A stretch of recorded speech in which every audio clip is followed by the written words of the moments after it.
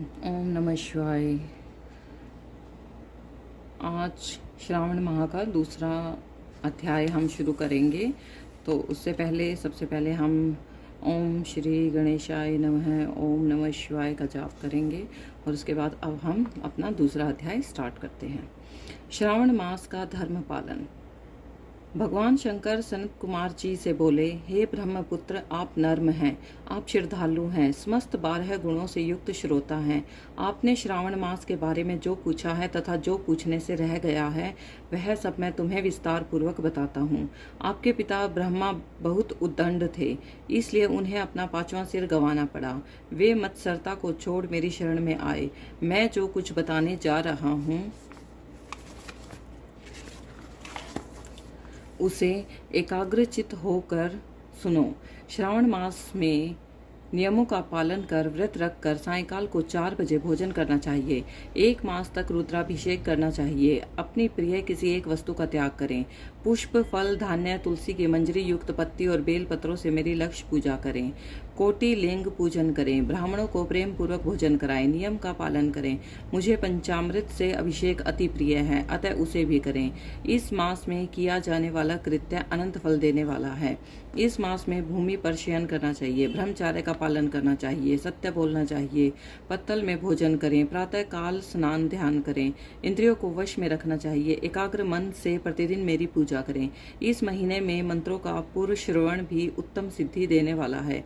गायत्री मंत्र और ओम नमः शिवाय का जाप करें। श्री सूक्त का जाप और भी अधिक फलदायक है। ग्रह यज्ञ, कोटि होम, लक्ष्य होम और अयुत होम करने पर सत्य फलता है और मनोवांछित फल प्राप्त होता है। जो प्राणी इस महीने में एक भी दिन व्रत को छोड़ देता है वह महाप्रलय तक घोर नरक में जाता है। मुझे श्रावण मास से अधिक और कोई भी मास प्रिय नहीं है। यह मास फलदायक है तथा निष्काम भाव से किए गए कर्म के फल स्वरूप मोक्ष प्रदान करने वाला है। हे सनत कुमार, इस मास में करने योग्य जो धर्म कहे गए हैं उन्हें ध्यान पूर्वक सुनो। रविवार को सूर्य का व्रत करना चाहिए। सोमवार का दिन मेरी पूजा का दिन है। श्रावण मास के प्रथम सोमवार से प्रारंभ करके 3.5 मास तक अर्थात कार्तिक मास के अमावस्या तक होने वाली संपूर्ण कामना का अर्थ सिद्धि प्रदाता रोटक नामक व्रत कहलाता है।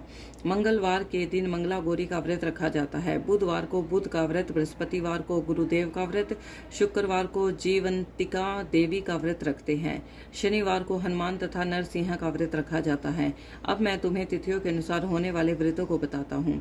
श्रावण मास के शुक्ल पक्ष की द्वितीया तिथि को औदुंबर नाम का व्रत होता है। शुक्ल पक्ष की तृतीया को गौरी का व्रत होता है। श्रावण शुक्ल चतुर्थी को दुर्वा गणपति नामक व्रत होता है। इसे विनायक चतुर्थी व्रत या गणेश चौथ का व्रत कहते हैं।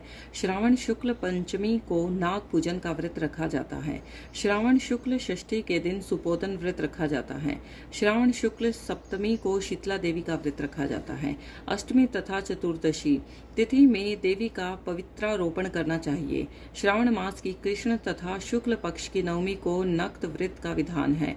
शुक्ल पक्ष दशमी को आशा नामक व्रत किया जाता है। कोई कोई मनुष्य श्रावण मास की दोनों पक्षों की एकादशी को आशा व्रत रखते हैं। श्रावण शुक्ल पक्ष की द्वादशी को भगवान विष्णु का पवित्रारोपण करना कहा गया है, इसलिए इस तिथि को भगवान हरि का श्रीधर नाम से अर्चन उत्तम गति प्रदान कराता है। श्रावण शुक्ल पक्ष पूर्णिमा को उत्सर्जन, उपाकर्म, सभादीप, रक्षाबंधन, श्रावणी कर्म, सर्प बलि तथा हयग्रीव जयंती मनाई जाती है। हयग्रीव नामक भगवान विष्णु का अवतार माना गया है। उपरोक्त 7 व्रत श्रावण शुक्ल पूर्णिमा को मनाए जाते हैं। श्रावण कृष्ण चतुर्थी को संकट चतुर्थी, जिसे आम भाषा में संकट चौथ कहते हैं, तथा कृष्ण पक्ष की पंचमी को मानव कल्पादि व्रत रखा जाता है। श्रावण कृष्ण अष्टमी को भगवान श्री विष्णु ने श्री कृष्ण नाम से 16 कलाओं से युक्त अवतार लिया था। उस दिन व्रत तथा महोत्सव मनाया जाता है। श्रावण मास की अमावस्या के पिठोरा व्रत का विधान है। इस दिन उत्पादन करें और वृषभों का पूजन करें। श्रावण शुक्ल पक्ष की प्रथमा से लेकर समस्त तिथियों के अलग अलग देवी देवता हैं।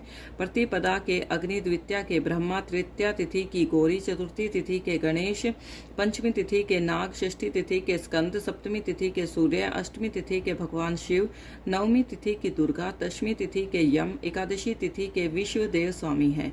द्वादशी तिथि के श्री हरि, त्रयोदशी तिथि के कामदेव, चतुर्दशी तिथि के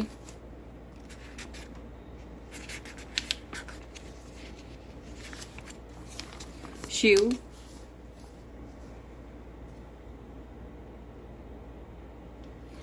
और पूर्णिमा के स्वामी चंद्रमा हैं। अमावस्या के स्वामी पितर हैं। जिस देव की जो तिथि है उस तिथि को उस देवता की पूजा अर्चना करनी चाहिए। इस श्रावण मास में प्राय अगस्त्य नक्षत्र का उदय होता है। सिंह राशि पर सूर्य के संक्रमण के दिन से 12:40 घड़ी बीत जाने पर अगस्त्य नक्षत्र का उदय होता है। अगस्त्य ऋषि को 7 दिन पहले से ही अर्घ्य देना शुरू कर दें। 12 महीनों में सूर्य भगवान अलग अलग नाम से प्रज्वलित होते हैं। श्रावण मास में गर्भास्थ नाम से प्रज्वलित होते हैं। इसलिए श्रावण मास में भक्ति पूर्वक सूर्य देव का पूजन करना चाहिए। श्रावण मास में साग का त्याग करना चाहिए। भाद्रपद मास में दही, अश्विन मास में दूध और कार्तिक मास में दाल का त्याग करना चाहिए। यदि कोई भक्त यह संपूर्ण विधान करने में असमर्थ हो तो उसे सभी मनोवांछित फलों की प्राप्ति होती है। हे मुनि श्रेष्ठ, इस श्रावण मास में मनाए जाने वाले व्रत और धर्मों का सविस्तार रूप से वर्णन करना कई 100 वर्षों में भी पूरा नहीं हो सकता। भक्तजन मेरे या श्री हरि के प्रीत्यर्थ संपूर्ण व्रत करें। मेरे और श्री हरि में कोई भेद नहीं है। मेरे भक्त श्री हरि को प्रिय हैं और श्री हरि के भक्त मुझे प्रिय हैं। जो प्राणी इसमें भेदभाव की कल्पना करते हैं या करेंगे वे